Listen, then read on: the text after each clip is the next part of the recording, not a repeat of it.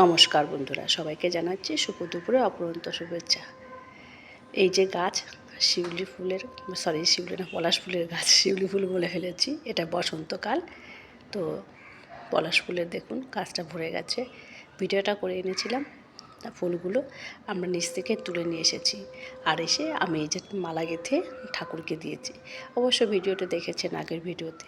আর আজকে আমরা কী রান্না করেছি সেটা আমরা দেখাচ্ছি। এই যে বিনস, গাজর, মটরশুঁটি, ফুলকপি দিয়ে করব আজকে ভেজ ডাল, মুগ ডাল। এটা খেতে দুই ছেলে খুব পছন্দ করে, আর ভেজ ডাল হলে ওরা খুব ভালোবাসে খেতে।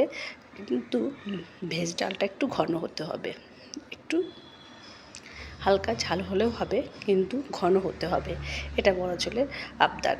আর এইখানে হচ্ছে একটা সবজি, এটা হচ্ছে সকালবেলা রুটি খাবো তার জন্য একটা সবজি, সমস্ত সবজি আছে।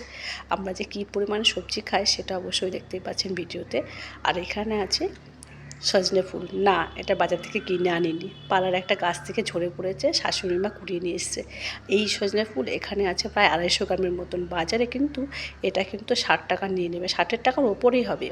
কারণ আমি একদিন দাম করেছিলাম, তাও সেটা বনহুগলিতে গিয়ে, তাতেই বলছিল 25 টাকা সহ, আর এখানে আরও দাম বেশি। তো ভেজ ডালটা হয়ে গেছে, একটু ঘি গরম মশলা দিয়ে নামিয়ে দিচ্ছি। আর সবাইকে জানাচ্ছি শুভ দুপুরের শুভেচ্ছা। কেমন লাগছে ভিডিওটা জানাতে ভুলবেন না।